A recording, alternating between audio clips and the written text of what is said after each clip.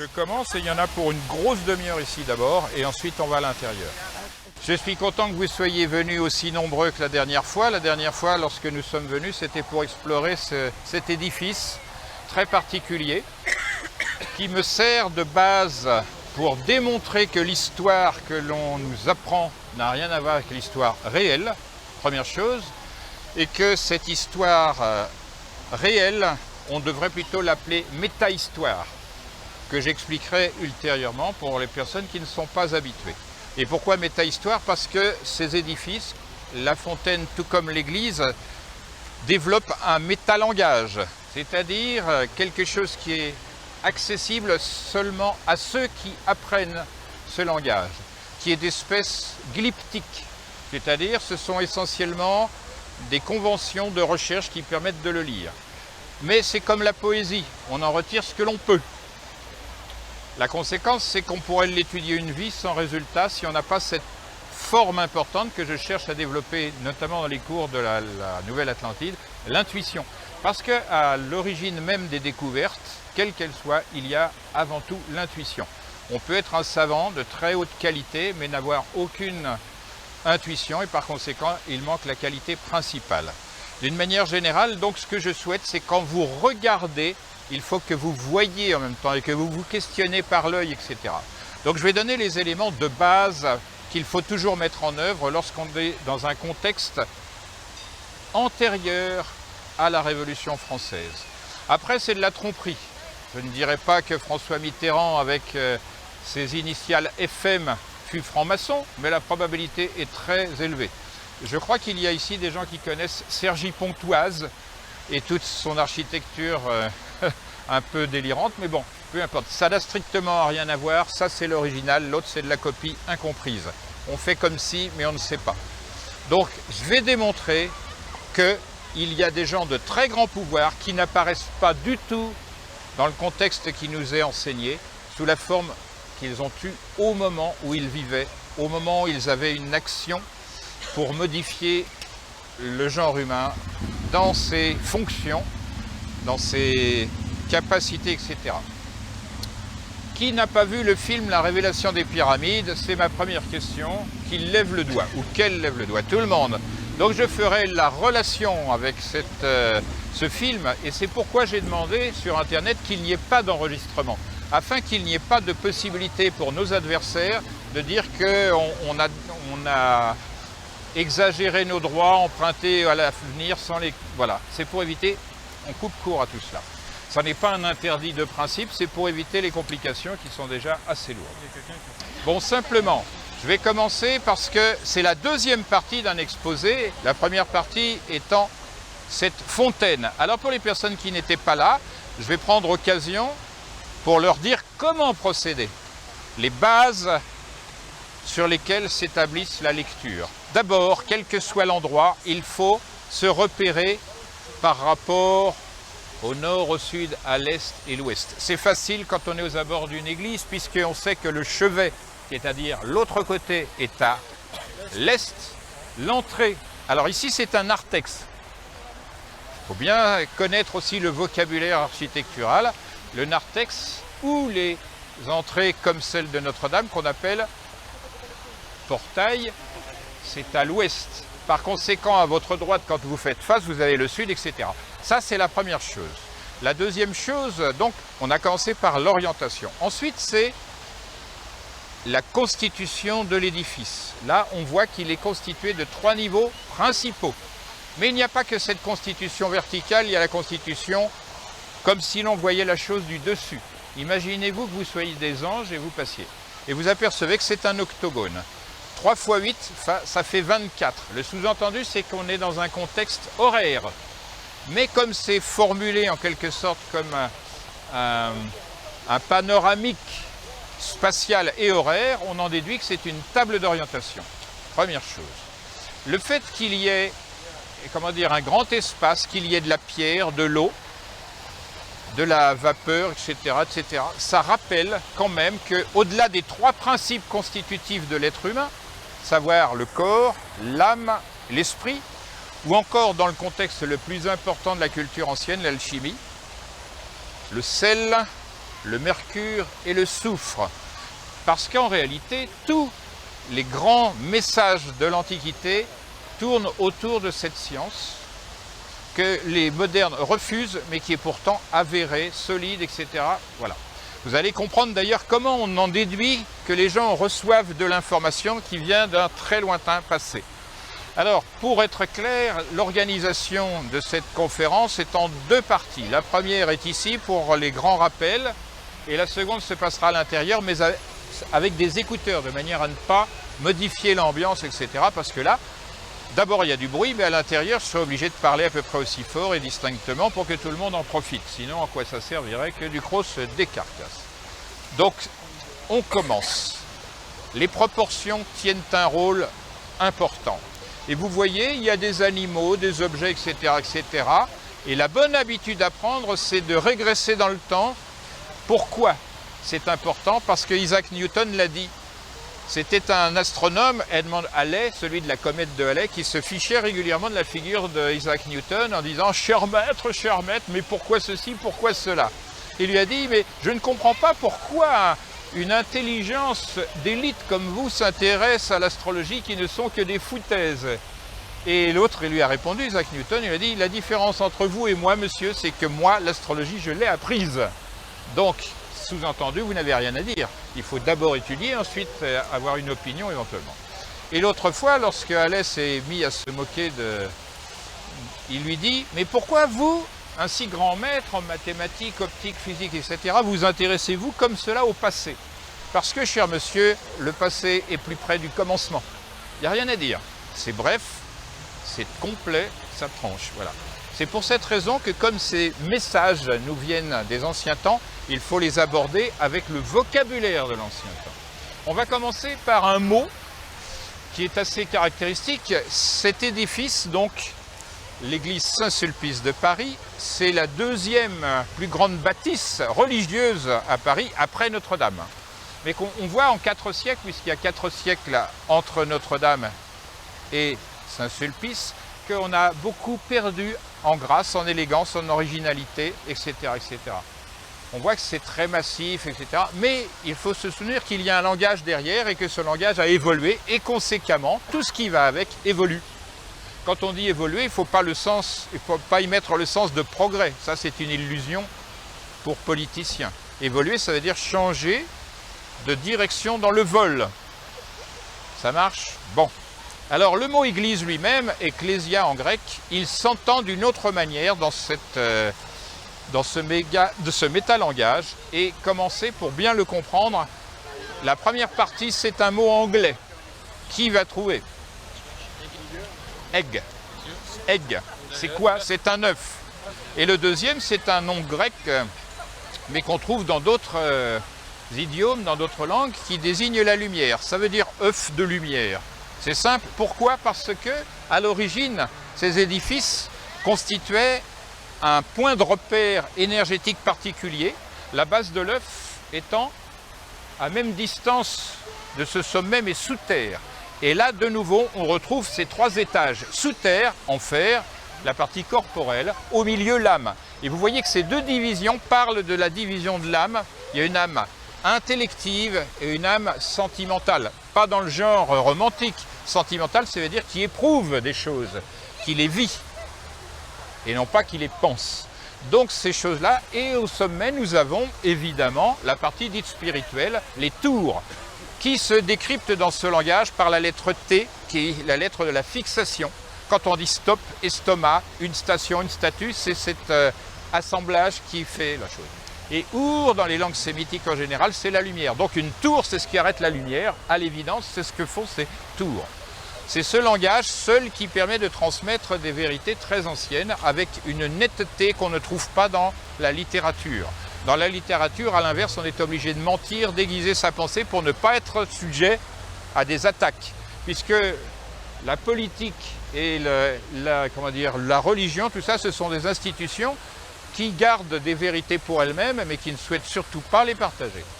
On voit donc que l'essentiel de ce qui apparaît, c'est sous forme de colonne. Il se trouve qu'en égyptien, colonne se dit tot. Immédiatement, on lit Thoth et la lumière, de l'intelligible, de la vie, etc. Maintenant, vous voyez l'état des tours et vous vous posez la question, mais pourquoi ne sont-elles pas semblables? Regardez bien, notez bien, à droite vous avez une courbe. C'est une courbe lunaire. Et là, vous avez un triangle qui est l'emblème du feu, le glyphe du feu. Donc c'est le soleil ici et la lune là. Et on voit que c'est plus sombre toute cette partie, bien que nettoyée. Le calcaire d'origine est déjà beaucoup plus érodé, usé, etc. Ça se voit. Je disais tout à l'heure, par exemple, on voit les deux balustrades qui sont garnies afin d'éviter que les balustres tombent. Ce serait dommage. Et là-bas également, ces choses sont garnies. On voit qu'il y a deux qualités de pierres qui ont été choisies pour illustrer cet aspect. Donc on est en présence d'un ternaire croisé d'une dualité, d'une polarité. Elle se retrouve immédiatement ici puisque vous avez le cercle solaire et le croissant lunaire végétatif. On est dans le contexte de la vraie science de la nature, savoir l'alchimie. Elle se complète nécessairement, l'alchimie qui est la chose terrestre, par la magie, qui est l'influence corporelle et vitale des êtres, tous, et l'astrologie qui occupe le haut. Donc toutes ces choses-là, dès que vous voyez un édifice, quel qu'il soit, de type religieux, il figure cela. On n'a pas que cette figuration, puisque c'est la même, mais en Égypte, on ne voit pas la même chose. On a deux pylônes, on a des obélisques qui valent pour des gnomons, comme on verra à l'intérieur. Il y a une figuration d'obélisque à l'intérieur. Maintenant, vous avez vu cela. Si vous allez, vous avez le temps, peut-être aujourd'hui, les curieux, c'est le temps d'aller à l'hôtel de ville de Paris. Et vous regardez, vous avez l'impression que tout est symétrique. Regardez en haut, à droite et à gauche, et vous apercevrez qu'il y a le dessus d'une double fenêtre qui est demi-circulaire, c'est un ménisque, et l'autre qui est comme ça, triangulaire. C'est le même langage.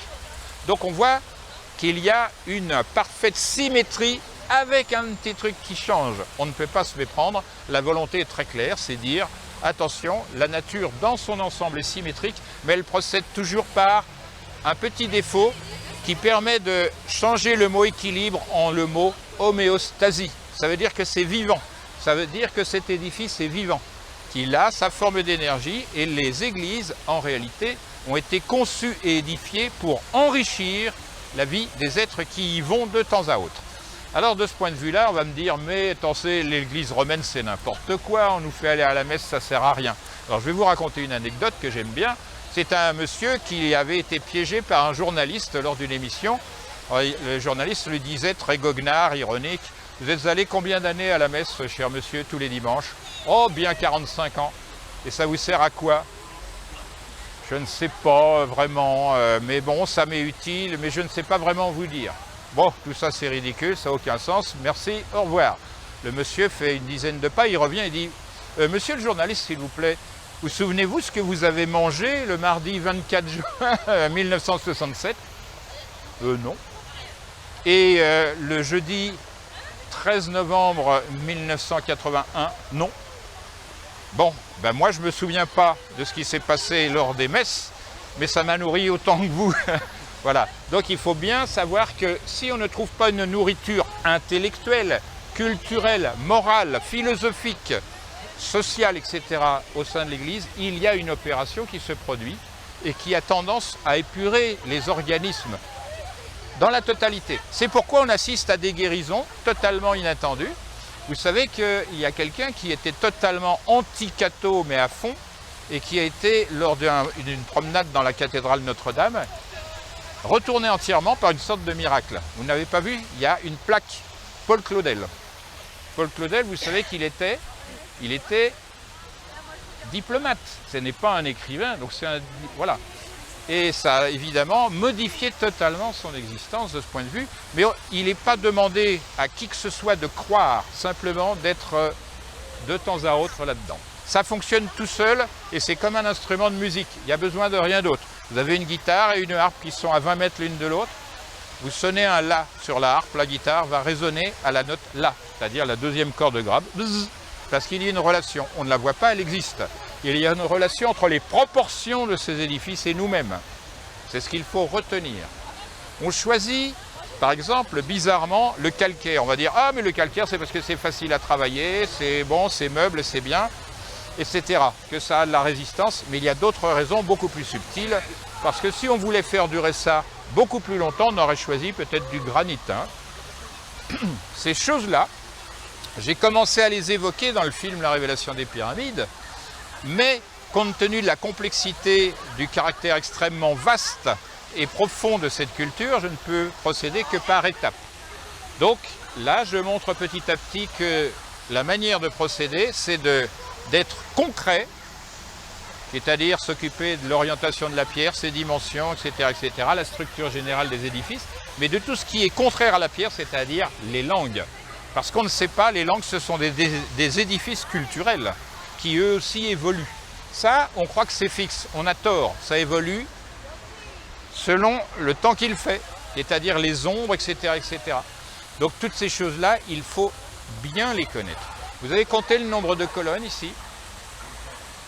C'est pas mal, c'est bien, c'est un bon réflexe. Ça veut dire que là, il y a un lien entre les 3 x 8 et le nombre de colonnes. Là, on était dans l'horizontale, là, on est dans la verticale, et donc on a ce dualisme qui est toujours plus ou moins observable selon l'acuité visuelle et la disponibilité globale.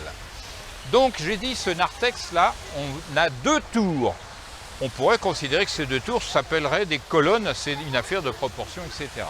Et on sait que ça se rapporte à Thoth. Pourquoi à Thoth l'Égyptien? Parce que dès qu'on voit une chose double ou triple, nous avons affaire à Thoth. Thoth, c'est le triple, le trismégiste. Ça ne veut pas dire en réalité le 3 fois grand, comme on le dit. Ça veut dire, comme c'est un superlatif absolu, en égyptien, c'est le plus grand de tous.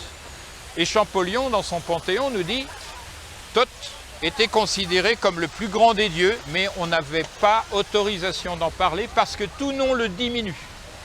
En réalité, on considère que Thoth, c'est la colonne de l'univers, c'est l'axe, c'est le milieu, c'est la montagne, etc. Toutes ces choses-là, voilà. C'est pourquoi je dis, vous pourrez lire René Guénon, et c'est, bon, ça relève plutôt de l'absurde que de la vraie culture. Il faut faire attention à ces pièges-là.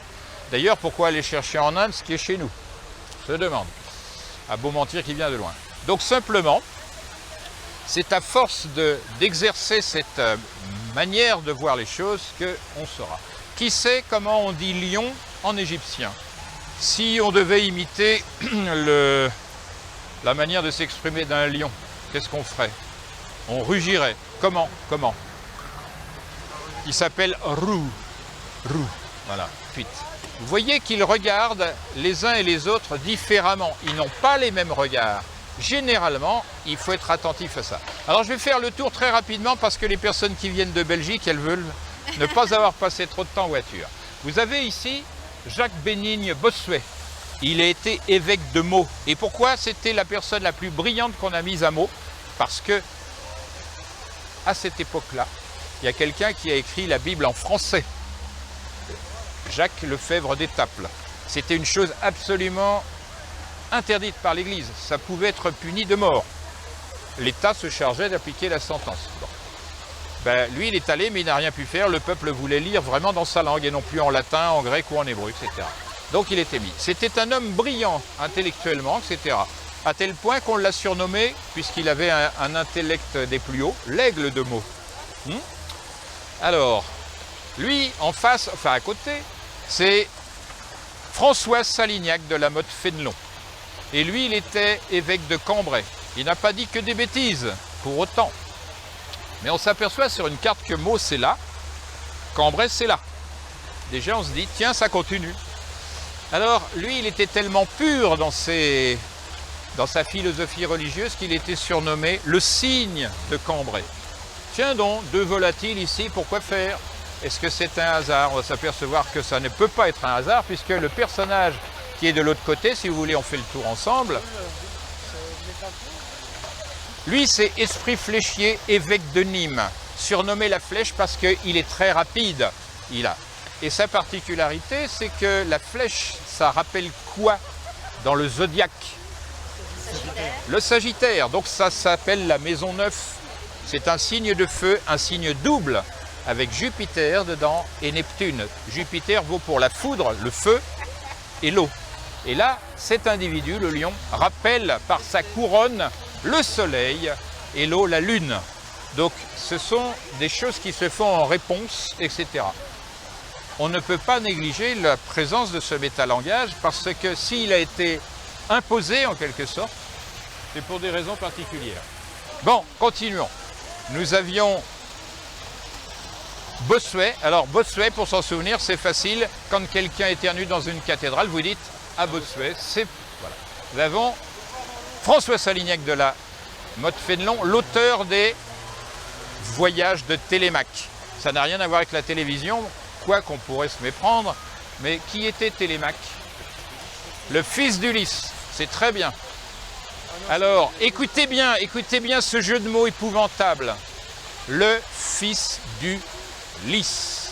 Parce que l'individu qui est là-bas, il a écrit l'épitaphe du dauphin, qui est le fils du lys. Le lys, c'est le roi de France. Vous voyez que déjà, alors ceux qui sont habitués, non, tout le monde n'est pas habitué. Il y a des personnes qui sont venues 15 fois. À chaque fois, j'ajoute des petites choses pour donner.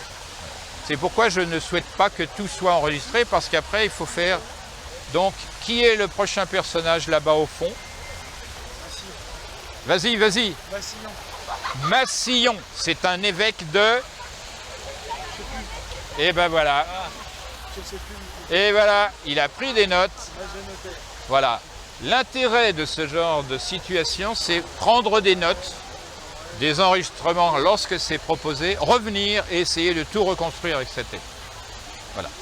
Maintenant, c'est pourquoi je me suis laissé aller à dire on va faire le lien entre Fénelon, les voyages de Télémaque, fils d'Ulysse, grâce à Alexandre qui veut dire, Alexandre c'est du grec, Alexo, je sauve, je protège, Andros, l'homme. Il nous a protégés, ouf. Voilà. Sans blague. Donc, toutes ces choses-là sont bel et bien codées. Je pourrais continuer encore beaucoup parce qu'il y a autant d'hébreu, de grec, de latin, de français, il y a même du hollandais. Mais ça n'a aucun intérêt. Ce qu'il faut, pour moi, c'est vous faire comprendre la présence de ce métalangage, d'une part, et les quelques mécanismes de base. Mais vous allez trouver vous-même. Voilà, vous allez trouver par vous-même, et c'est ce qui importe. Vous avez par exemple ici les armes de Paris. Paris, le vrai nom de Paris, ça devrait se dire Bar Isis, la barque d'Isis, parce que les notonniers, c'est-à-dire les gens qui naviguaient sur la Seine, avaient trouvé dans Paris 7 îles successives sur la Seine.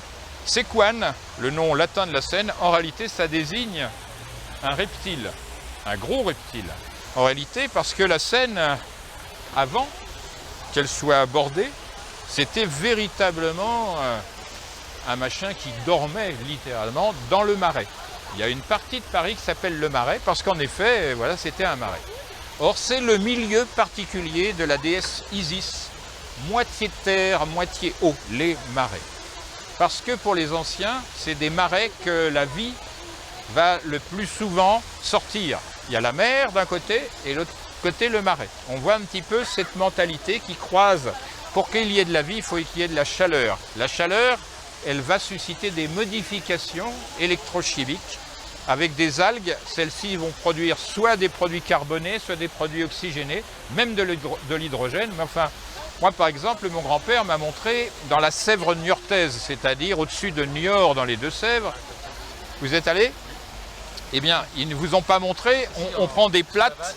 Voilà, on remue la vase, on met un briquet, boum, ça pète. C'est ça, et ça, c'est du gaz qui s'appelle méthane. Voilà. Donc, ce qu'il faut connaître, c'est tous ces aspects-là que la science actuelle laisse de côté.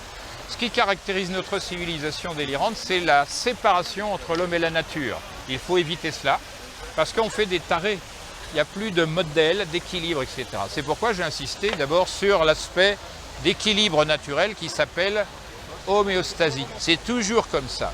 Si vous regardez l'être humain, quel qu'il soit, vous voyez qu'il est construit sur des axes.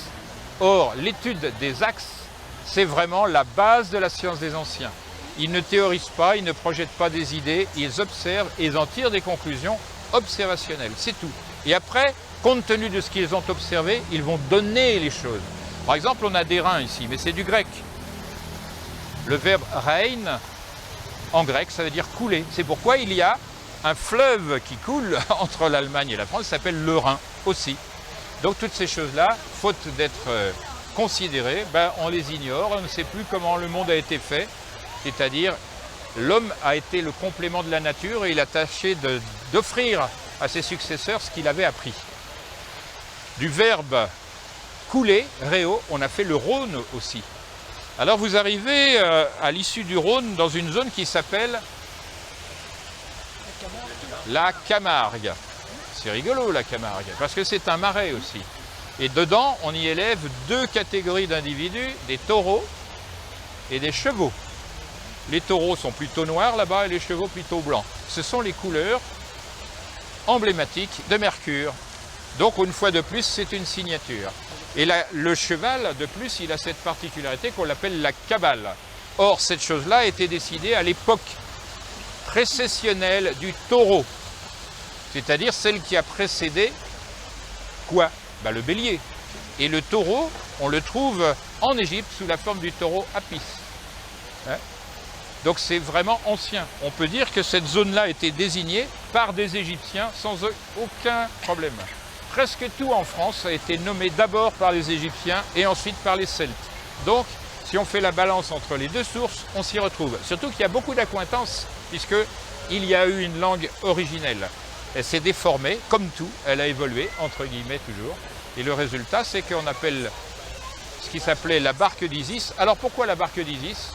Vous prenez un drone, un hélicoptère, et vous survolez la Seine, et vous apercevez l'île de la Cité. C'est une barque. Et c'est comme si elle allait vers la mer, puisque l'eau, et en réalité, on se dit, l'eau va dans ce sens-là, l'île comme ça, donc elle se dirige vers le soleil levant. Et une fois de plus, comme c'est dans ce sens-là, il y a conjonction entre la trajectoire du soleil et l'eau, comme ici entre le lion et l'eau. Ces choses-là ont été faites pour ces raisons-là. Donc il y a un lien, et c'est pourquoi on rappelle l'origine. Vous avez des tours là, vous avez en fait une petite indication emblématique, c'est la matière. Le sous-entendu, c'est que la matière vivante, c'est toujours un mélange liquide-solide. Parce que pour avoir un mouvement, il faut quand même qu'il y ait de la souplesse. L'eau est la base. C'est pourquoi en alchimie, on appelle tous les métaux de l'eau, parce que dès qu'ils sont fondus, ils se comportent comme de l'eau. Voilà. Si vous prenez du sucre que vous le mettez dans l'eau, il disparaît au bout d'un moment, mais l'eau reste sucrée, nous sommes d'accord. Là, ils disent le soleil que vous mettez dans l'eau, ça devient une liqueur de vie.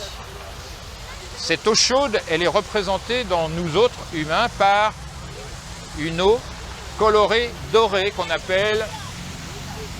Vous mettez du sang à sécher, il y a deux zones, une zone rouge sombre et une zone qui surnage comme de l'huile, mais qui est... C'est le plasma, voilà. Mais il y a beaucoup d'autres couleurs. Donc, pour eux, c'est ça dont on parle. Ce sont ces choses-là. Vous avez là-haut l'emblème astrologique de la Terre, de la planète Terre. Mais ça correspond, dans un autre contexte, à un métal qui s'appelle antimoine. C'est quand même sympa de mettre antimoine face à des trucs qui étaient gérés par des moines. Parce qu'ici, il y avait antérieurement, avant le ministère des Finances, et on voit le changement drastique, il y avait le grand séminaire de Saint-Sulpice. Toutes l'élite religieuse de France sortait d'ici. Monsieur de Talleyrand, qui est devenu lui aussi évêque, c'était une charge, qui se baladait avec ses maîtresses sous, voilà. Mais personne ne disait rien, c'était monsieur de Talleyrand, donc voilà. Bon, pour dire que les choses ont bien changé. Maintenant, on va prendre le temps de s'équiper pour passer à l'intérieur, et en revanche, je vais parler doucement. Et vous faudra être attentif. Là encore, j'attirerai votre attention sur des choses qui restent des mystères de la métahistoire. Mais ce que je veux vous dire, c'est que si ça a été fait, ça a pris 8 ans pour être fait. Le 8 se retrouve. Pourquoi? Parce que le 8, c'est le nombre dévolu à Thoth Hermès Mercure. Quand vous regardez, vous lisez les bouquins d'égyptologie, vous verrez Thoth, le maître de la ville des 8. C'est sa désignation. Pourquoi c'est important? Parce que ça le désigne comme maître du ciel par le fait que 1 plus 2 plus 3 plus 4 plus 5 plus 7 plus 8, ça fait 36. Or, l'astrologie égyptienne ne se fait pas par signe, mais par décan. 36 décans. Et il y avait en réalité à l'origine du zodiaque 8 signes doubles, et ainsi de suite. Ce sont des choses, voilà. D'autre part, ce dont je vous ai parlé à l'instant, l'équilibre très légèrement décalé qu'on appelle homéostasie, c'est l'arcane 8 du jeu de tarot. Et le jeu de tarot, quand on n'arrive pas à bien lire les choses, il est utile parce que c'est le livre de Thoth. Et je vous dis un secret. En réalité, tarot, ça devrait se prononcer T, H, mais à la manière arabe. motarot, parce que le H était une diphtongue. Donc le mot tarot, en réalité, c'est le mot Thoth, parce que ça s'appelait le livre de Thoth. Ça s'arrête là. Donc c'est bien ces choses. Je vais prendre un exemple. Au sommet des clochers des églises, on trouvait avant, tenez-vous bien, une croix et des lunes qui montraient qu'il y avait accord entre l'islam et le christianisme. Au même moment où les Templiers ont été cassés, tous ces emblèmes ont été remplacés par un coq, qui est le coq de Mercure, il n'y a aucun doute là-dessus, mais apparemment il y avait un renouveau. Mais le coq, il se lit lui aussi. La lettre C, c'est la lettre emblème de la Lune. La lettre O, la lettre emblème du Soleil, et la lettre Q, c'est la 17e de notre alphabet, elle correspond à l'arcane 17, l'étoile. Donc c'est comme cela. Mais dans les langues telles que l'espagnol, coq, c'est la racine du verbe qui dit cuisiner. C'est-à-dire, voilà, on a maître coq dans l'ancien français, quelqu'un qui fait, de la marine. Qu'est-ce qui a fait de la marine marchande? Personne. Bon, on ne dit pas le cuisinier, on dit le coq. Voilà. On a un jeu de mots dans Tintin, coq en stock, ça fait, voilà. Parce que le coq, c'est en même temps une variété de charbon. Mais sous-entendu, on fait de la cuisine de charbon, c'est un message très doucement hermétique, puisque ça va se passer sur l'eau, etc., dans des bateaux. On a deux formes d'alchimie, qui n'en sont qu'une seule, mais celle dont je parle, c'est pour les ignorants. La voie humide, on dit, vous partez dans un bateau et vous allez faire ce travail, ce voyage. Et la voie sèche, vous êtes dans le désert, débrouillez-vous. Mais en réalité, c'est toutes les deux mélangées, puisque la nature fait toujours avec l'eau et avec le soleil. C'est-à-dire, il faut être complet. Le soleil, ça n'est pas seulement la chaleur, c'est tout rayonnement qui doit être considéré. Alors là, j'explique très rapidement et on rentre après. La deuxième partie, ça c'est l'âme. Pourquoi l'âme est double et pourquoi l'âme est magique? Parce que l'âme, c'est ce qui montre qu'elle est en vie d'ailleurs. Mais cette âme est, comme je l'ai expliqué tout à l'heure, partagée entre des choses intelligibles vers le haut et sensibles vers le bas. Et c'est là que se situe le combat religieux. Si l'on reste collé aux choses d'en bas, c'est-à-dire la séduction, la consommation, etc., on est dans l'illusion parce que tôt ou tard, la chose s'en va d'elle-même, avec l'âge, avec l'entourage qui change, etc. Les charges, on devient vieux, flasque et tout, regardez comme je suis devenu. Non. Et donc ces choses-là n'ont qu'un temps. Or, la connaissance, elle perdure. Elle n'est pas assujettie au temps. Elle ne perd pas ses qualités, etc. Elle est opposée. Ce sont deux choses opposées. Laissez-vous avoir par la chose immédiatement terrestre et vous êtes piégé. Ça ne veut pas dire qu'il faille tout transformer pour des valeurs intellectuelles, culturelles, machin. Non. Ce qui est demandé par l'hermétisme, c'est de mélanger harmonieusement, avec toujours un petit plus pour ce qui est en haut. Donc là, on n'est pas en train de prêcher pour dire Amen et tout ça, ni faites comme DSK. C'est le Talmud, c'est un peu différent. Mais on dit mélangez votre travail d'être humain au concert spirituel du reste de l'univers et inversement, faites venir ce que vous pouvez dans vous-même, etc. Je rappelle très rapidement que quand vous voyez des mains jointes, ça correspond à la philosophie des anciens, totalement. C'est pourquoi on les trouve, ces mains jointes, dans pratiquement tous les groupes religieux. Rapidement fait, on a vu qu'il y avait les éléments, donc pour rappel, la terre, l'eau, l'air et le feu.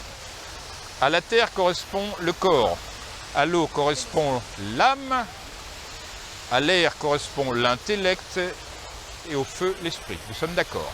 Ça veut dire qu'il faut faire venir la pureté dans le corps, la paix dans l'âme, la vérité dans l'intellect et pour ce qui est de l'esprit, l'action juste au bon moment, avec les mots justes, l'attitude, etc. Ce qui n'est pas donné à tout le monde puisque l'ici et maintenant, c'est vraiment l'art le plus délicat, le plus difficile. Il n'y a pas que cela. Il faut aller vers le beau qui est représenté aussi par la terre, aller vers le juste qui est le domaine de l'âme, le vrai qui est le domaine de l'intellect et le bon qui chapeaute tout ça, qui en a la synthèse. Ce qui fait que pour la terre, on a l'alchimie, pour l'âme, on a la magie, pour l'air, on a l'astrologie et pour le feu, la théurgie qui est la pratique des trois ensemble. Ça veut dire qu'on est savant et on a fait un en trois, ce qui se dit en latin initié Ça marche. Ça veut dire, en d'autres termes, mettre dans le chemin. Il se trouve que l'antimoine, en grec, se dit stibi, et ça désigne un chemin. Tous les chemins mènent à Rome, parce que Rome, c'est du grec, ça veut dire la force. Donc tous les chemins, quoi que vous fassiez, vous emmènent vers un terme qui est davantage de maîtrise de vous-même, parce que c'est meilleur d'être exemplaire, mais bon, pas exemplaire aristocratique, non, l'exemplaire, bonne santé, joie de vivre, toujours l'envie d'aller faire des choses et aider son prochain, ça c'est le vrai christianisme, dans le sens égypto-français, si je puis dire, et non pas judéo-chrétien, parce que ça c'est une farce, ça c'est la fausse histoire. Parce que, je vais vous dire très clairement, si vous lisez le Talmud un de ces jours, qui n'est toujours pas traduit, c'est l'inverse du christianisme qui vous est exposé, il faut le dire. Alors je m'attends à trouver ça sur Internet, puisqu'à chaque fois que je fais un exposé, la dernière fois qu'on est venu ici, j'ai dit, il me semble qu'il y a des mélanges raciaux qui n'ont pas besoin d'être encouragés, etc., etc. Alors, tout de suite sur Internet, Grimaud raciste. Bon, c'est pas grave. Il vaut mieux être, comment dire, raciste comme ça qu'idiot comme cela. Bon, peu importe cela. Très brièvement, dans les temples égyptiens à Karnak, vous avez des colonnes qui sont quand même énormément plus grosses que celles-là, qui figurent ce que l'on trouve sous les cathédrales en général. À Notre-Dame, c'est des musiciens, 2 notes et toute une ambiance. Donc, à Notre-Dame, comme on est sur l'île Saint-Louis et qu'en dessous, en fait, c'est un peu spongieux, ils ont mis une forêt de chênes, plus de 1000 chênes énormes qui ont été séchés, salifiés, cuits pour être extrêmement rigides. Si tel n'était pas le cas, on pourrait trouver Notre-Dame comme la tour de Pise ou qu'elle s'enfonce comme certains bâtiments. Ici, il n'y a pas eu besoin de cela puisque le sous-sol est calcaire. Alors, je ne vais pas vous parler de tout le monde parce que ce n'est pas possible. Si je devais faire le tour complet, là, c'est 2 mois à raison de 8 à 10 heures par jour. Vous auriez la tête comme ça et au terme, vous penseriez, mais il est complètement ravagé, machin. Bon, mais il y a énormément de choses à dire. Parce qu'une partie de l'histoire actuelle est liée à cet édifice. C'est pourquoi d'ailleurs, intelligemment, Dan Brown a trouvé matière à en faire un objectif de lecture. Il a appelé ça roman parce qu'il ne pouvait pas faire autrement. Mais une partie de ce qui est dit, exposé, les problématiques qu'il propose sont intéressantes. Mais il ne sait absolument rien de la vérité des choses, c'est normal. D'une part, il n'est pas français, et d'autre part, il ne sait rien de l'aspect kabbalistique. C'est bon? T'es prêt? Oui, on va là-bas, à l'ombre. Merci pour votre attention. Deuxième partie.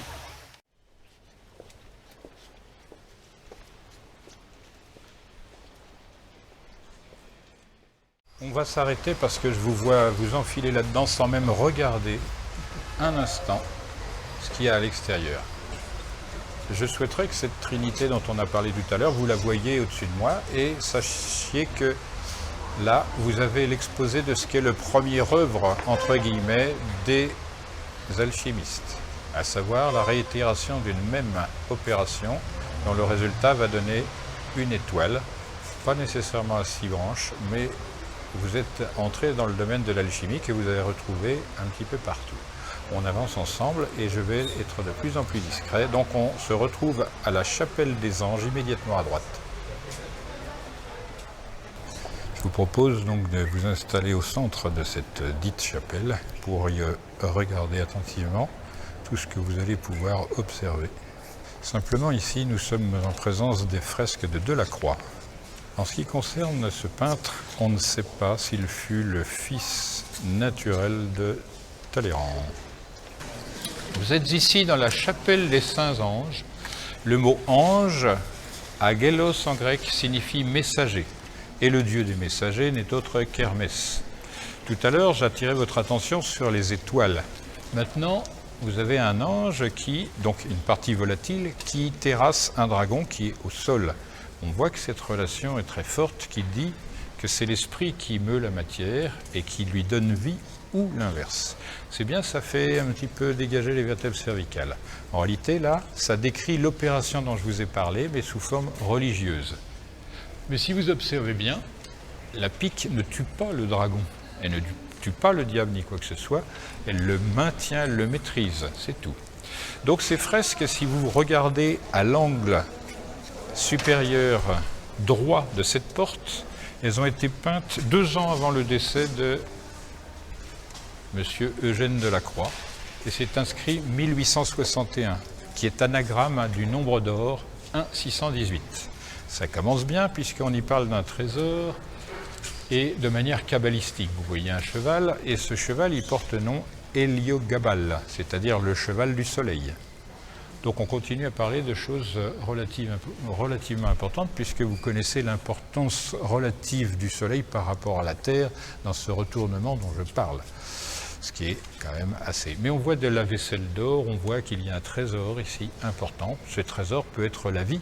C'est à chacun de s'orienter dans ce domaine. Simplement, on voit que là, on utilise pareillement, comme tout à l'heure, le caractère double, polaire.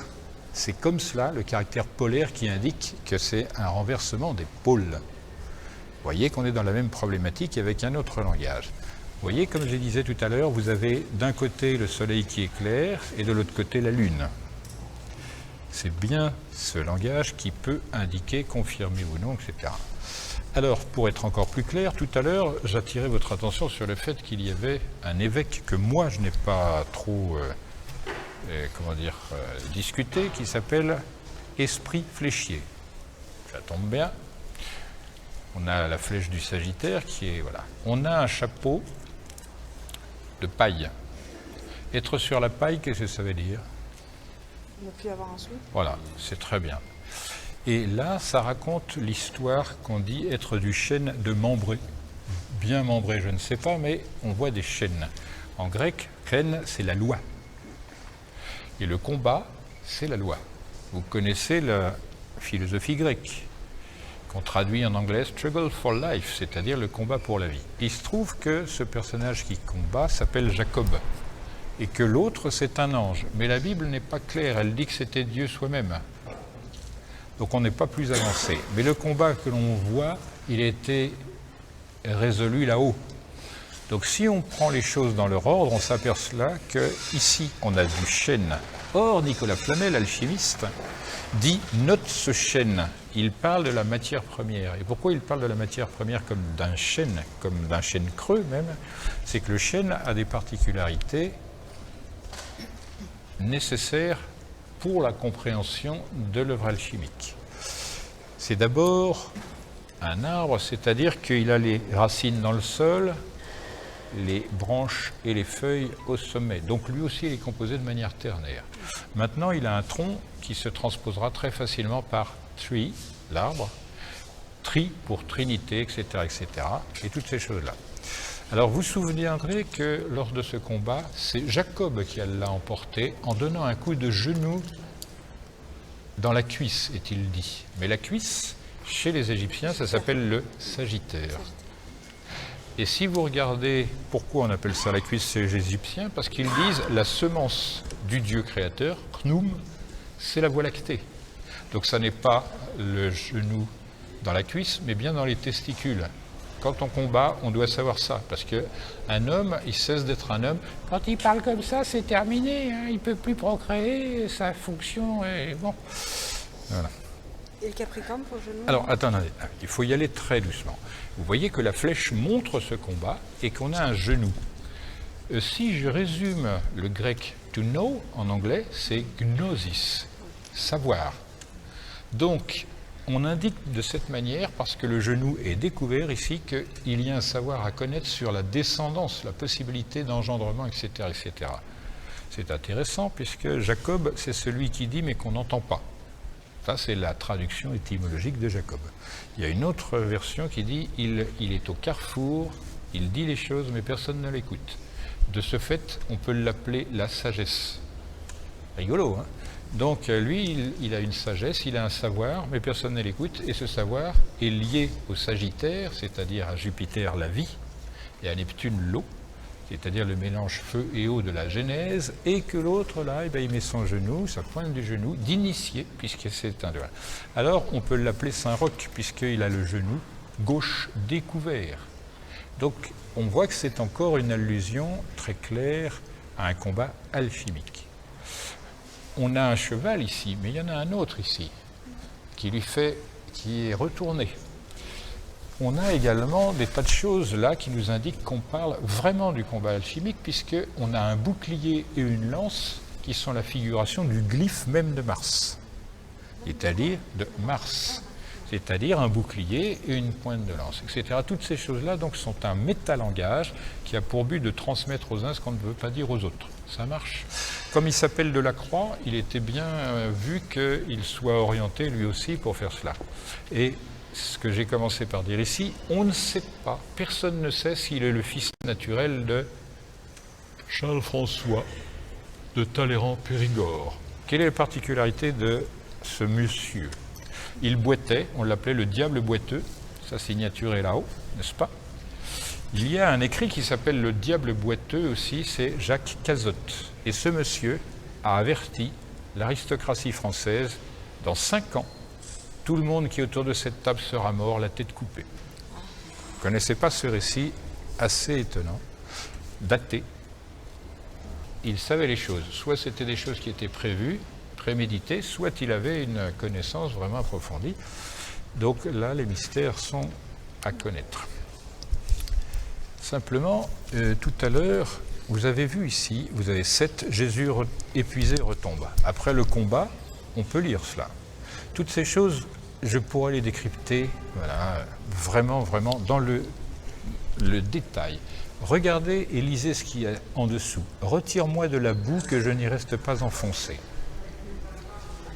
La boue, ça s'écrit Bove. Or, Bove, c'est le nom d'un village qui est au sud d'Amiens sur une ligne qu'on va retrouver là-bas, qui n'est autre que le fameux méridien d'origine, le méridien de Paris, remplacé par le méridien des sorcières vertes, Greenwich, par les Anglais.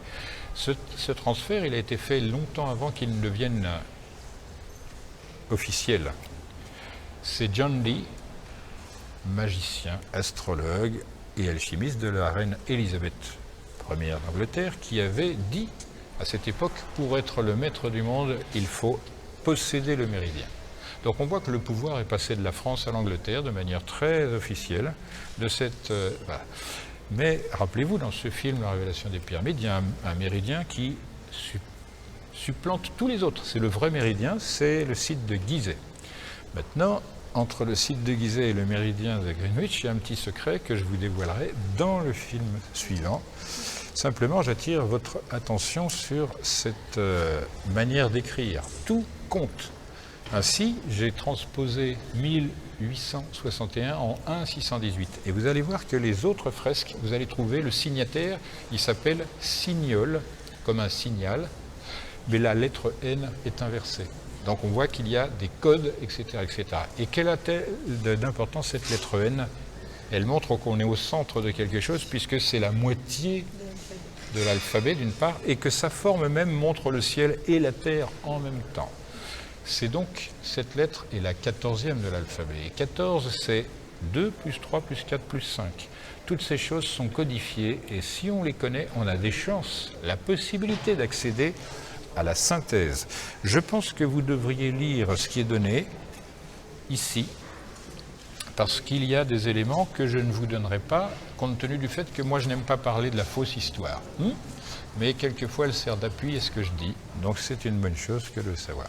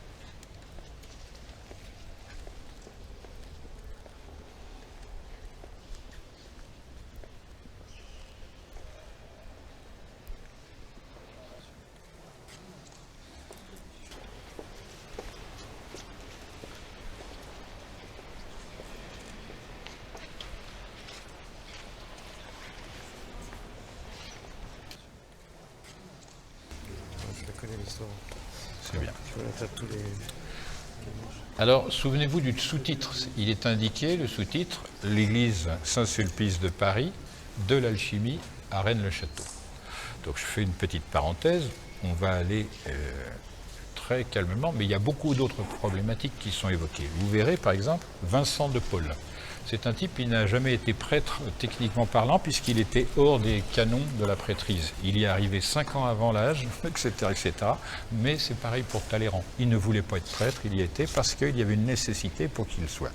Simplement, lorsqu'on code ça, c'est qu'on a des moyens. Il faut les payer, les choses. Alors pour les personnes qui aiment bien Delacroix,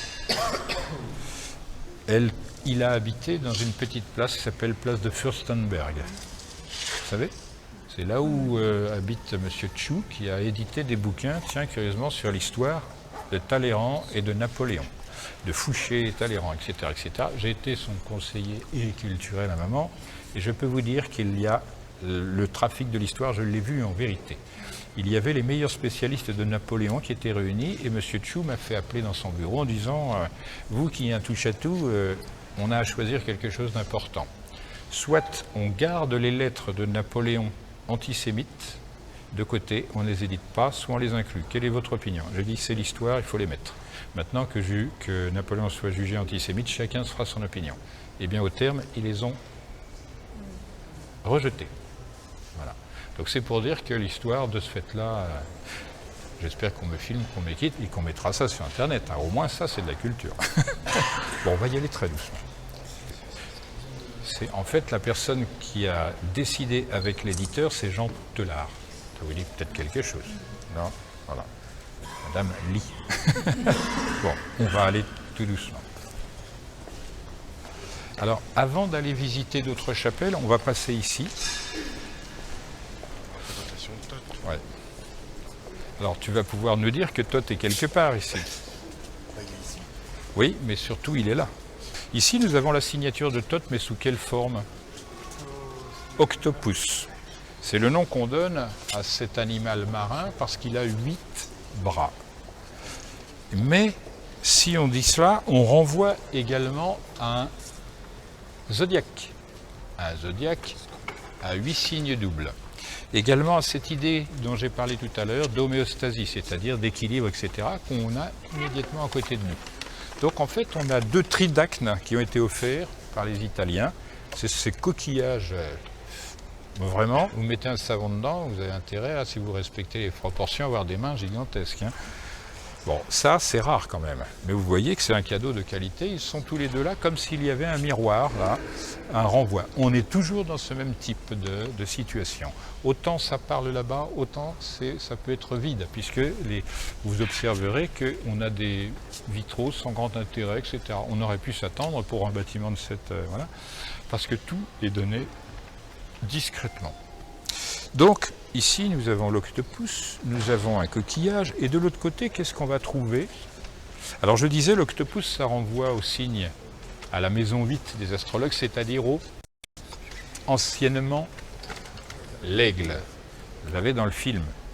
Et de l'autre, vous allez trouver, non pas un octopus, mais un crabe. Ça renvoie à le cancer, qui est le signe 4, la moitié. Donc, c'est de cette manière qu'ils indiquent, puisque dans le tarot, la justice, l'équilibre, grosso modo, c'est le 8. Donc 4 et 4, ça fait 8. Donc c'est ce langage en permanence qui doit vous guider. Par conséquent, la travée entre les chaises, c'est l'axe de l'église, et on a exactement le même problème. Vous avez les orgues là-haut, qui sont autant de colonnes qui font du son, c'est-à-dire, son c'est S, manifestation de, on, la lumière solaire. Toutes ces choses-là donc sont à considérer. C'est pourquoi la musique dans les églises avait une... Pourquoi c'est important la musique dans les églises? Parce que toutes les énergies, quelles qu'elles soient, sont susceptibles d'être modulées et amplifiées par le jeu de la musique. Soit par les voix, soit par l'instrumental. Là, on a quand même un gros cavaillé-colle, hein, ça c'est le facteur d'orgue. C'est l'un des plus gros en France. il n'est pas merveilleux. Mais quand vous entendez ça dans une église bien construite pour le son, c'est à tomber par terre. Ça m'est arrivé quand j'étais jeune, ça m'a totalement modifié ma trajectoire parce que l'art, normalement, devrait servir à ça. Même le cinéma, n'est-ce pas, hein? C'est ce que j'ai essayé de faire, vous avez vu, avec LRDP, il semble que ça marche pas trop mal. Donc on va avancer de l'autre côté pour se rendre au gnomon, c'est cette partie-là. Mais avant, on va faire une pause devant le tridacne, c'est-à-dire ce coquillage.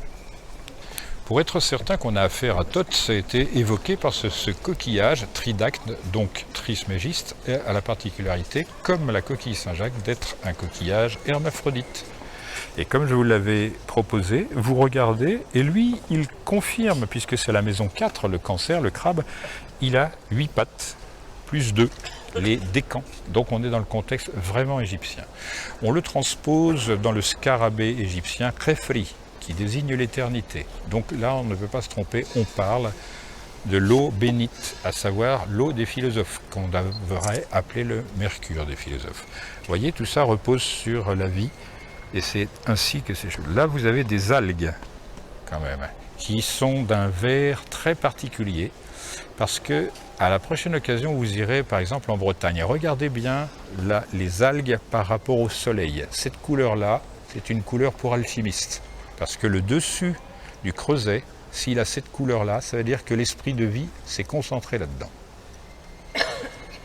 Voilà. Ça porte un autre nom, codé, la table d'émeraude. Donc tous ces textes sont évidemment codés, mais à un moment ou à un autre, ça doit servir à des gens de qualité. Fort heureusement, le jeune homme qui fait des photos, là, il a l'enregistrement, le seul autorisé. On va aller, s'il vous plaît, parce qu'il y a encore beaucoup à dire, énormément à dire, voir un autre mystère, c'est le fait que les rois de l'Atlantide, qui a lu Platon parmi vous, qu'il lève le doigt? Ça ne fait pas grand monde, hein.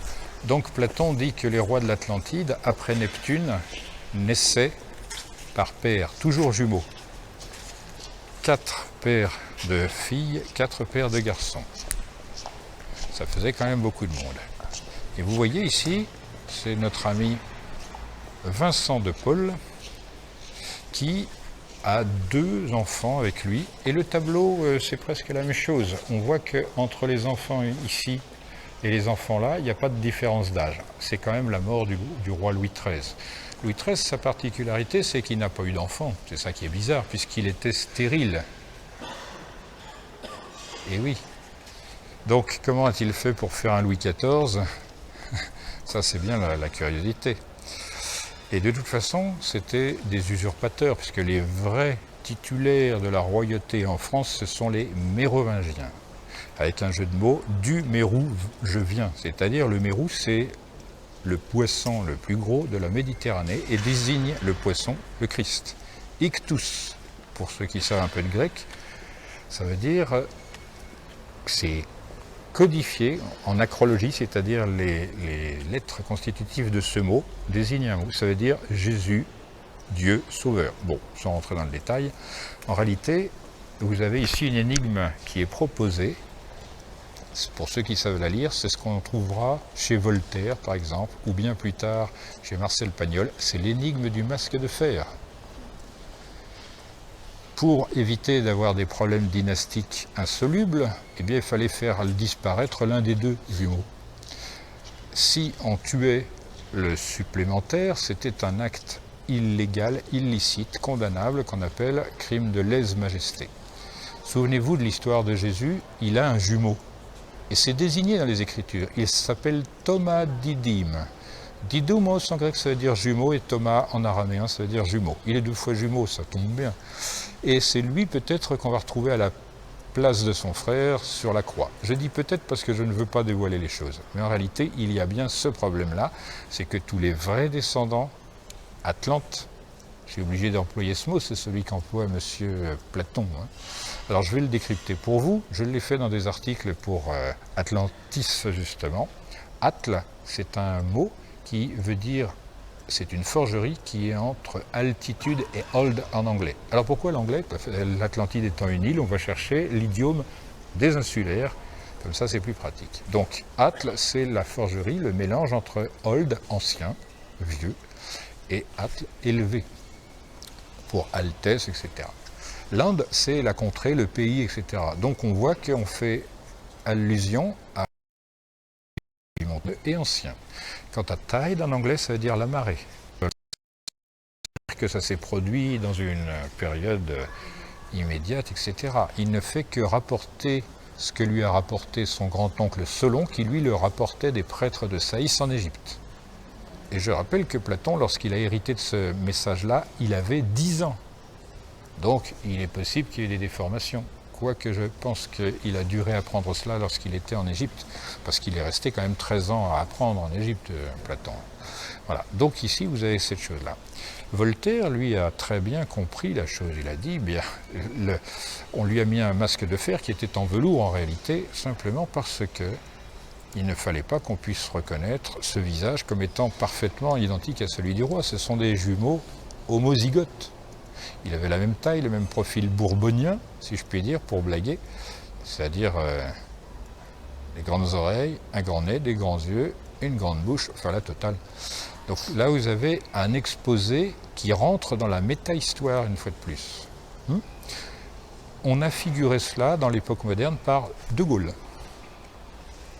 avec un sous-entendu licencieux gaulois à plein, puisque pour les messieurs, la Gaule, surtout ceux qui ont fait leur service militaire, voilà, ils vont à la pêche aux dames. Voilà. Bon, sur ce, vous avez fait le tour de la chose, maintenant il vous faut voir et comprendre. Voilà ton fils, voilà ta mère, j'ai soif, tout est consommé. À vous de choisir. Alors là, c'est en fait farci de jeux de mots polyglottes, c'est pour ça que je ne développe pas trop. Alors, je pourrais ajouter simplement « Jésus meurt sur de la croix », mais bon, hein, ça n'aurait pas de sens. C'est ainsi que les choses de la méta-histoire, c'est-à-dire de la vraie histoire incarnée, d'après des archétypes autres. Alors, je vais donner un aperçu intéressant, c'est qu'on dit les religions elles devraient être toutes les mêmes. Je vous rassure, elles sont toutes les mêmes. C'est simplement les apparences. Et pourquoi elles sont toutes les mêmes? Parce que leur mission, c'est d'actualiser quelque chose qui est éternel. Alors, ils ne se copient pas les uns sur les autres. Ils donnent sous une forme ponctuelle, géographique et temporelle, quelque chose qui n'a pas de temps. Voilà, c'est ça la méta-histoire. Tant qu'on ne comprend pas ça, on ne peut pas faire de progrès dans la vérité des choses. On va passer un petit peu au-delà. Ici, nous sommes dans le transept nord. C'est clair, le transept nord. Le sud étant de l'autre côté. Ici, cet édifice qui ressemble, mais très fortement à l'obélisque qu'on trouve en Égypte, s'appelle un gnomon. C'est-à-dire quelque chose qui, grâce au soleil, permet de connaître à la fois la position dans le temps et la position géographique. Et vous voyez donc cette chose est parcourue par une ligne métallique. Et si vous êtes attentif et avez une bonne vue, vous voyez environ 2,50 m au-dessus de l'embase, où vous voyez des crocodiles égyptiens. On voit deux signes, celui à droite du Verseau, celui à gauche du Sagittaire. La fontaine, c'est le Verseau, le Sagittaire, vous l'avez remarqué, c'est esprit fléchier. Donc vous êtes dans une autre direction, celle-ci. Vous avez donc une croix qui vous est proposée. Vous allez bien plus haut et vous allez remarquer qu'il y a encore le signe du Capricorne. Vous le voyez? Est-ce que vous voyez ce signe du Capricorne? Vous ne le voyez pas. C'est donc, il est au centre et il est environ à 3 mètres de la grosse boule là-bas. Il a cette forme-là. Il est au milieu, sur la ligne du milieu. Ça marche? Voilà. Ici, il y a des tas de choses qui ont été martelées, etc., etc. Mais on vous explique ce qu'est un gnomon. Je vais vous l'expliquer en termes brefs. Il vous faut pour cela vous retourner entièrement et regarder le sud. Pourquoi? C'est parce que le soleil passe par le sud, du fait de l'inclinaison de la Terre. Et sur le côté droit de ce vitrail, totalement nul, en haut, vous voyez apparaître un point lumineux, entouré de métal sombre en réalité. Le soleil, les rayons de soleil passent par cet œilleton et vont tomber et suivre cette ligne toute l'année. Ils vont passer leur temps à faire des allers-retours. Parce que le soleil, quand il monte sur l'horizon, le point lumineux est là-bas, et quand il descend sur l'horizon, il vient ici jusqu'à monter, et il monte au Verseau et Sagittaire. Le point lumineux est ici, au Capricorne, c'est-à-dire au moment le plus profond de l'année. mais c'est au moment où le Soleil et la Terre sont les plus proches les uns des autres, eh bien, il va éclairer bien haut. Donc cette ligne, elle ne fait que figurer au sol la trajectoire céleste. Donc ce rapport entre la Terre et le ciel est très fort. Machin, il est en train de vous dire, regardez le signe du Capricorne ici. Voilà. Maintenant, autre domaine, j'y reviendrai. Le crucifixion, Jésus dit, tout est accompli, et baissant la tête, il rendit l'esprit. C'est bien. Et vous regardez ici, le peintre qui a pondu ça, Signol. C'est bon, vous voyez. Le N est comme ceci, c'est-à-dire correct. Vous allez voir de l'autre côté maintenant, mais tout seul, et vous revenez après, que la signature de Signol, le N n'est plus le même. C'est-à-dire que l'axe a été figuré ici par la main de Saint-Pierre. Il dit c'est double, c'est par là, il y a un autre axe dans ce sens. Allez voir parce que vous allez devoir photographier tout cela. Les pieds, là, il les touche parce qu'il s'imagine que Saint-Pierre va leur donner des bénédictions. Et là, on a une pierre qui est au rouge et blanche, alors que la statue est noire et que son nom est Pierre. Voilà. Donc on est dans le contexte alchimique sans aucun problème. Et ce qui est intéressant, c'est que cette chose-là, bizarrement, c'est le doré qui apparaît en dessous. Donc on est vraiment là. Et mieux que cela, c'est dit, celui qui n'a pas une même doctrine avec Saint-Pierre et son successeur n'est pas véritablement de l'Église. L'œuf lumineux, l'Église. Donc on est vraiment dans un contexte... Voilà. Alors je réexplique. Nous avons ici une pierre qui est un marbre avec du blanc, du rouge, du blanc, etc. Et dessus, il y a ce monsieur Saint-Pierre, pour Sainte-Pierre, en réalité, qui est noir. Mais quand on a bien frotté le pied de la chose, la base, c'est doré. Et on est en relation avec la pierre des philosophes. Et l'axe est figuré ici, il dit, il y en a deux. Deux côtés, mais c'est la croix qui va faire ça. Regardez les clés, il a deux clés, mais il y a une croix au milieu. Voilà. C'est la croix qui est la clé de la chose. Or, une croix, chez les anciens, désigne un creuset. Parce qu'on était obligé de tester les creusets et on faisait une croix quand ils étaient considérés comme valables. Donc vous voyez, c'est vraiment un langage très spécifique, corporatif, qui ici n'est pas connu.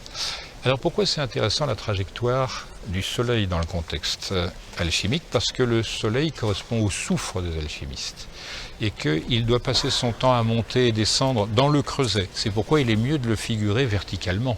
Là c'est horizontal, là c'est vertical, la polarité, une fois de plus, est au service. Vous avez vu la signature de machin là?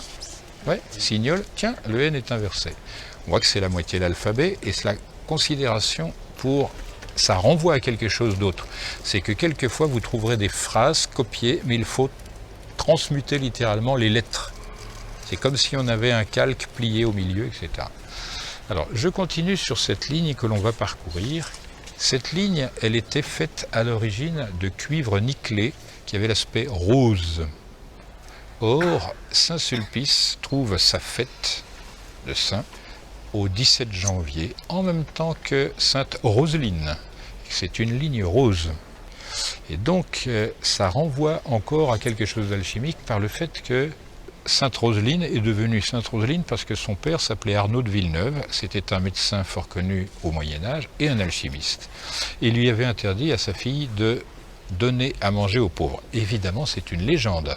Ça couvre quelque chose qui est vrai, mais de manière fabuliste, si je puis dire. Aristote disait, la fable permet de dire la vérité sous des aspects faux. Donc il disait à sa fille, tu ne donnes pas à manger aux pauvres, je ne veux pas que tu leur donnes du pain. Et donc, un jour, il l'a surprise, elle était avec son vêtement chargé de pain dans son tablier, et il a dit, ouvre. C'était l'hiver. Elle était très surprise, elle est devenue elle-même toute rose, de honte, elle a ouvert son tablier et en sont tombés des roses et non pas du pain. Donc c'était un miracle, merci, alléluia. Mais Sainte Roseline, sa particularité, c'est quand elle est décédée à l'âge de 68 ans, son corps ne s'est pas mis à se pourrir. C'est ce qu'on appelle un cadavre exquis. Il ne faut pas goûter, mais bon, ça veut dire qu'elle n'a pas changé. Vesna et moi, on est allés la voir l'année dernière à la Selle sur Arc, ça s'appelle, ou sur Argent, selon les choix. Sur Argent, c'est bien, c'est mieux. Mais l'Arc, c'est celui de la Lune, donc tout ça est codé, à l'évidence. Et donc, le roi Louis XIV, qui était très intéressé de tout ce qu'il y avait là-dedans, puisqu'il héritait de ça en réalité, il s'est dit, mais entre guillemets, scientifiquement, est-ce que ça tient debout, tout ça? Et son médecin, Vallot, il a pris une lancette, c'est-à-dire l'ancêtre du bistouri, et il dit, on va vérifier ça tout de suite. Il a crevé l'œil gauche de la sainte, comme ça, et l'œil s'est affaissé. Il y avait en effet... voilà, et donc il a dit, Votre Majesté, je crois bien que cette sainte l'est véritablement, parce qu'elle est toute fraîche, comme si elle venait de décéder. Du point de vue d'un médecin, c'est comme ça. Il s'y connaissait beaucoup mieux que maintenant, à cette époque d'ailleurs. Donc on voit que ces choses-là sont rigolotes, parce que, à partir de là, il y a une reconstruction de l'histoire dont je vous parle. L'œil qui est resté valide, c'est celui-là. Ben oui, vous rentrez, c'est l'œil droit, alors qu'il a crevé l'œil gauche. Alors maintenant, il faut penser... Comme c'est polarisé, qu'est-ce que ça ferait si on n'avait pas le soleil qui faisait ça, mais l'étoile polaire qui faisait cette trajectoire? Et là, on a une indication de la méthodologie générale de l'accession à la pierre philosophale. J'en ai dit énormément, je n'en dirai pas davantage. On va se balader le long de la Roseline. Alors, si vous ne lisez pas Roseline, vous pouvez lire Roussillon, la région de Rennes-le-Château. Tiens, comme c'est rigolo. Hein. J'espère que vous avez regardé ce qui se passe ici, puisque on joue au dé. 2 fois dé, qui est au 4e rang de l'alphabet, ça fait 8. Vous voyez, il joue au dé. Sur un tapis rouge. Ah, sur un tapis rouge, il joue. Et de l'autre côté, on a vraiment la chose que propose l'alchimie, à savoir la résurrection, etc., tout le bazar, etc., l'accession au ciel, enfin vraiment... l'éternité terrestre, hein, dirais-je. Si vous êtes très attentif, vous verrez qu'on a affaire à Saint-Pierre qui a un bras cassé. En réalité, il faut lire, ce bras, il est cassé spécialement pour qu'on lise une équerre et un compas. L'équerre, là, ce Saint-Pierre-là. Voilà. On l'a vu, celles et ceux qui sont allés au château qu'on appelle Palais de Jacques-Cœur, ils ont vu cette même figuration. On a le caractère masculin et féminin affirmé sur la chose qui le recouvre, à savoir une auréole, parce que nous avons des courbes et des courbes et des courbes, etc. Mais elles sont quel nombre? 8. Nous y sommes. Donc c'est bien une affaire de franc-maçonnerie, de vraie maçonnerie de la pierre, c'est Saint-Pierre, etc. On va suivre cette ligne. Selon vous, pourquoi cette ligne passerait-elle en dessous de cela? Pourquoi serait-elle interrompue? Ça, c'est là où l'intuition est importante. Tout à l'heure, on a parlé de la croix qui est sur les clés, mais on peut parler de celle-là qui est la même figuration. La croix considérant cette partie-là, les transepts, et la nef qui est bien plus longue que les transepts, avec les transepts en haut. Et les 3 clous, c'est-à-dire les 3 réitérations que j'ai notées à l'entrée là-bas. Remarquez, au sommet du gnomon, je veux voir toutes ces têtes se tourner, il y a le même emblème qu'il y a sur la fontaine, parce que c'est la fontaine de vie qui est figurée. C'est-à-dire l'emblème de la Terre, notre planète, mais en même temps de l'antimoine, le métal antimoine qui est la matière première. Cette église est très importante puisqu'elle a accueilli plusieurs fois des papes. On se demande ce qu'on peut montrer à un pape ici, hein, parce que c'est pas d'un grand réconfort artistique. Hein. Bon, mais les plus intéressés dans cet exposé, il faut qu'ils regardent au-dessus de Saint-Pierre. Et ils vont voir que la lettre N qui est inversée dans Signol, elle se trouve indiquée par cette croix de Lorraine.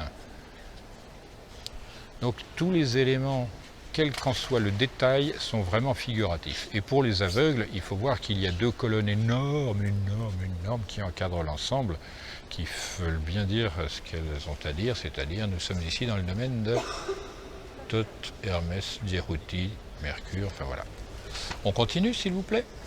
Si vous voyez ressortir la ligne ici, c'est que vous ne l'avez pas vue franchir ici parce qu'elle se trouve de l'autre côté de la balustrade, ici. Et le milieu de la trajectoire solaire, qui désigne par conséquent les équinoxes, se trouve être cette plaque-là. Vous avez une plaque ici de laiton.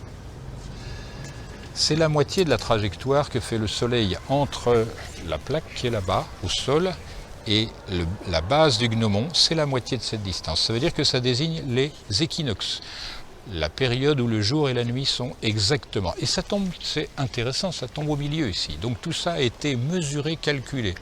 On voit que ce n'est pas un travail pour débutants et que toutes ces choses ont été prévues à l'origine même de la construction. C'est vraiment un travail non pas de prêtre mais d'astronome, c'est-à-dire c'est le ciel sur la terre. On va continuer maintenant, donc vous avez vu que cette ligne, elle a franchi quelques marches, elle s'est élevée, elle va redescendre là-bas pour aboutir à la plaque sur laquelle le soleil donne toujours dans son dernier éclat. C'est-à-dire que l'angle qui est fait entre ça et ça, on ne peut pas le réduire. D'accord, donc je disais simplement que vous allez trouver une plaque au bout de cette ligne qui est l'endroit où le soleil illumine lorsqu'il est au plus haut de l'année, c'est-à-dire au solstice d'été. Solstice d'hiver, solstice d'été, équinoxe, ça marche. Voilà. Donc vous êtes dans la problématique que j'ai développée dans LRDP. Maintenant, trouver le secret, ça va être votre travail. Là, ça permet de faire tourner les deux portes là.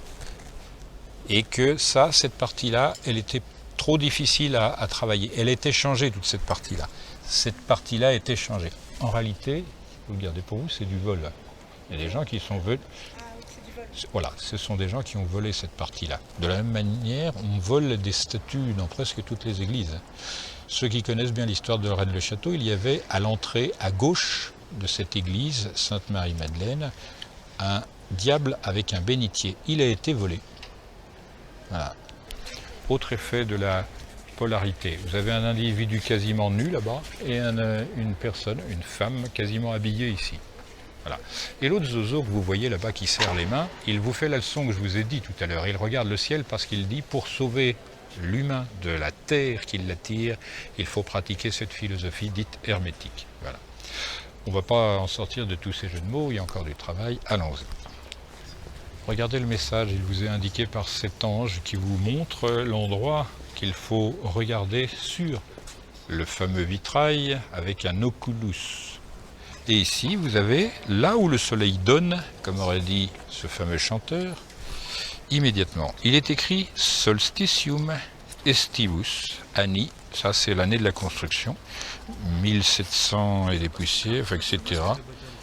Et Solstitium Estivus, Solstitium Estivus, ça veut dire le solstice d'été. Ici, la plaque montre le solstice d'été, c'est le moment où le ciel est le plus haut, le soleil est le plus haut dans le ciel.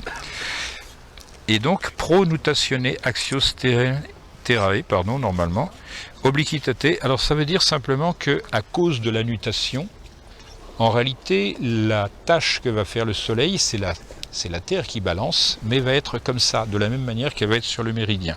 La tâche solaire va se balader comme ça. Ici, vous avez des stations qui représentent les mois, en réalité. Donc, la tâche solaire passe son temps à zigzaguer parce que la Terre se dandine. Et donc, c'est l'écliptique, comme la Terre est penchée sur l'écliptique et toutes ces choses, c'est reproduit ici. C'est pourquoi c'est de travers ici. L'axe de l'écliptique est reproduit ici par rapport à l'horizontale. Ça marche? Donc on est dans un exposé géométrique et astronomique sympathique. Pour ceux qui n'auraient pas compris, les croix sont dans tous les coins et l'autre, celui qui peut vivre, il est là. Ici, c'est une allusion à Sainte Catherine et comment puis-je le savoir? C'est-à-dire la philosophie hermétique elle-même. Il faut regarder en bas à gauche, il y a une roue. Et en bas à droite, une hache. Hache, c'est pour Hermès.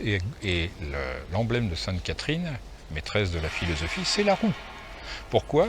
Parce qu'elle a été brûlée sur une roue où elle était attachée. C'est sympa. Maintenant, regardez les tableaux, s'il vous plaît, et allez vérifier que Signol s'écrit avec le N inversé là aussi. Ça vaut la peine. Allez. Vous pourrez voir d'un côté, pas de l'autre.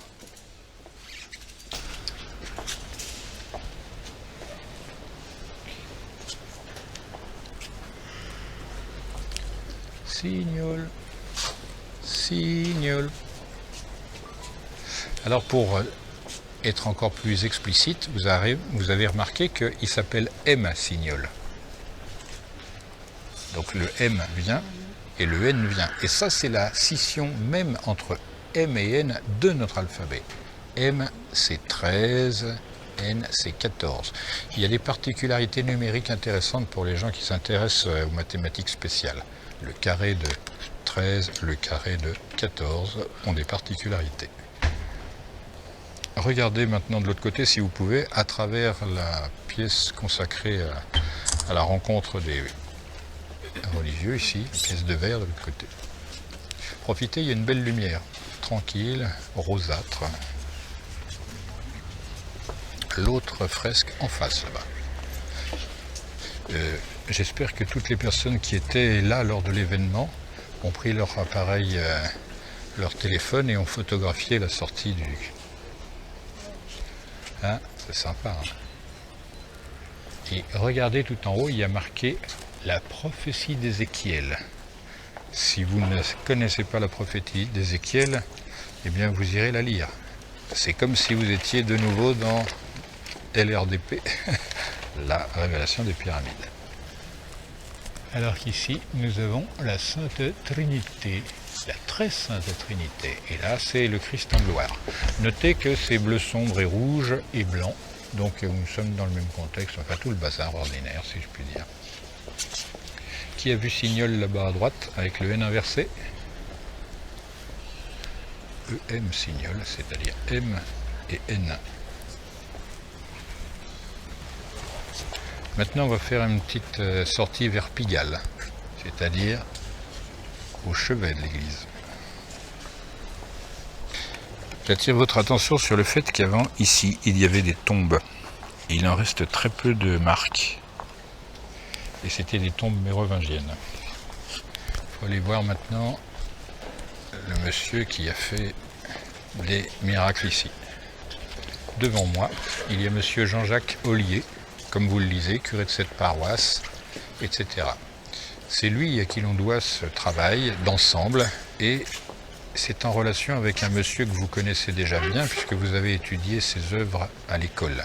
Molière. Monsieur Ollier, ça se disait Molière à cette époque. Et le verbe moliérer, ça veut dire, curieusement, en quelque sorte, on dirait ouin pour les anciens temps, c'est-à-dire conforme, déclaré, etc., etc. Donc ça fait également allusion à Saint Vincent de Paul parce que c'est lui qui a fabriqué Saint Vincent de Paul.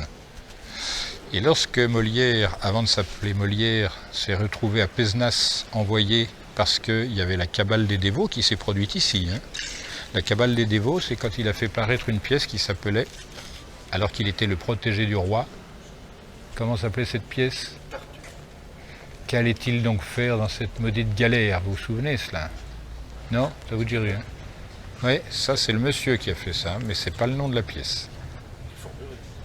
Non, pas seulement. Il y en a plusieurs en réalité.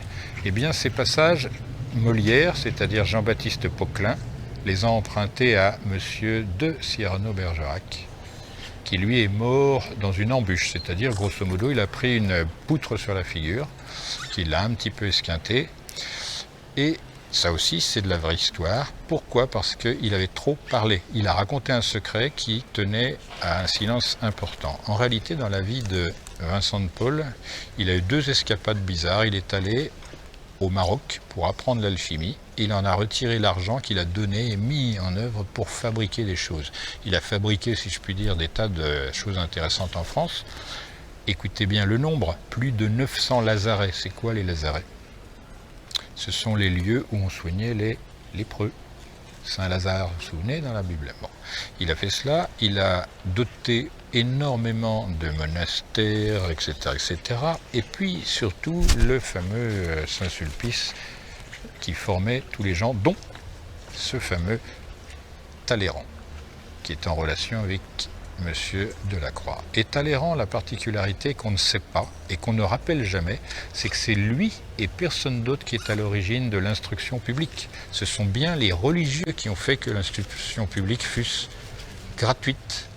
Elle n'était non obligatoire, etc. Et ça n'est pas Jules Ferry, ni les francs-maçons, ni quoi que ce soit. La vérité, c'est que c'est Talleyrand. Il a même écrit un livre qu'on trouve sur Gallica et même sur Google Book, qui vaut la peine d'être lu parce que c'est très intéressant la manière dont il exprime sa pensée et c'est un futuriste. Donc cet homme a une grosse influence puisqu'en réalité il a connu la clique Napoléon, hein, pratiquement au complet, et il a passé de l'époque révolutionnaire jusqu'à l'époque quasiment de la Première République. Et tout ça avec une importance extraordinaire, à tel point qu'il avait la plus grande propriété de France à une époque, 200 km². Qui connaît son château? C'est dans un endroit où est né, ou pas très loin, un endroit où est né un certain Fulcanelli. Alors je vous traduis Fulcanelli et c'est pourquoi je n'ai pas voulu enregistrer aujourd'hui. Vulcain, volcan, Hélios, le Soleil. Pourquoi c'est important de savoir ça? Ça sous-entend qu'il y a une éruption très violente à base de feu et que le Soleil fait partie de la chose, n'est-ce pas? Ça fait partie du mystère de la révélation des pyramides qui sera dévoilé petit à petit, etc.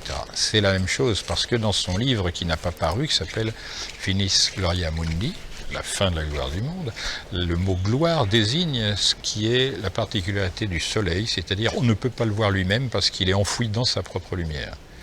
On voit quand même que comme cet homme, le vrai Fulcanelli, était un géologue, il pouvait parler savamment de ce dont on parle de plus en plus hypocritement, c'est-à-dire qu'au fur et à mesure vont se développer des fêlures de la Terre, etc. etc. Enfin, j'en parlerai, on a le temps de voir venir, nous,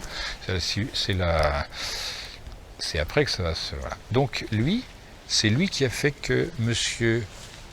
Jean-Baptiste Poquelin devienne le bouffon du roi, et que les pièces qu'on lui attribue aient été pour grande partie écrites par le roi lui-même, qui voulait changer la vie de la nation, qui ne le pouvait pas à cause des factions qui existaient, puisqu'on était passé à la fronde, enfin tout le bazar, il y avait les protestants. Alors ici, c'était un fief anti-protestant, il y avait des sociétés secrètes un peu tordues, bon, c'est comme ça.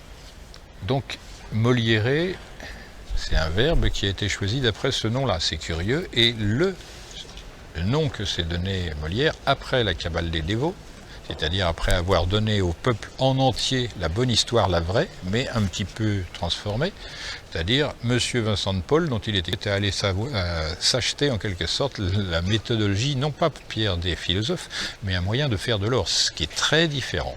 Je donne la nuance.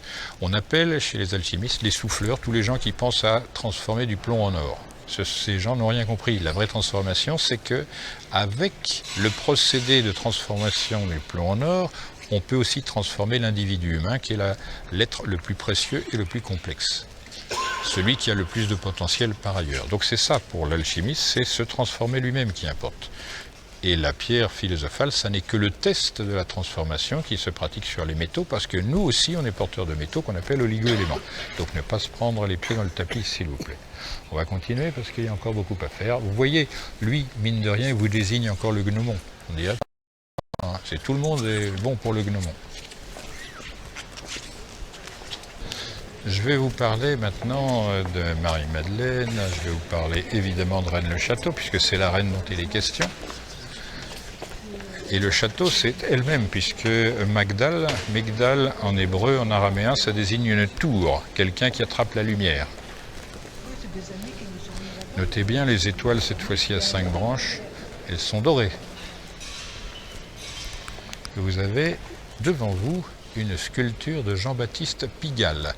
Il y a lieu de penser que celle qu'on pense être la Vierge Immaculée n'est pas la Vierge Marie, la mère du Christ, mais elle peut l'être en même temps que c'est la matière vierge des philosophes, puisqu'on sait que Pigalle maintenant désigne un lieu chaud, un lieu de prostitution. Or, on a appelé Marie-Madeleine la prostituée simplement par jeu de mots. Je vous explique simplement parce que c'est de l'hébreu. Il y a, pour prononcer l'hébreu, ce qu'on appelle les indications massorétiques. C'est-à-dire, on met des points qui permettent de remplacer les voyelles, puisque cette écriture ne se fait qu'à base de consonnes. Et donc, il a suffi de remplacer 2 points horizontaux par 2 points verticaux pour faire d'une personne sacrée une personne prostituée. Donc, c'est vraiment des écritures hébraïques dont il s'agit et rien d'autre. Ça n'est pas autre chose qu'un jeu de mots. Pourquoi elle est prostituée dans ce contexte? Parce que c'est une fable alchimique. L'antimoine est dit prostituée parce qu'elle se mélange avec tous les métaux. C'est comme le mercure, c'est pourquoi on l'appelle aussi un mercure. Et donc vous avez cette figuration de la dame avec le soufre dans la main et qui écrase la matière elle-même, représentée par le serpent, c'est-à-dire Saturne, une variété de plomb, en même temps anagramme de présent.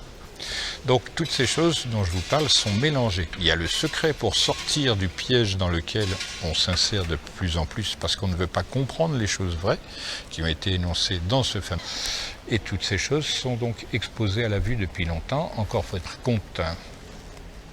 Vous avez cette chose, moi directement d'enseigner, elle est montrée 4 fois. Une fois là, une fois là, une fois là et une fois là. Ce sont les points cardinaux.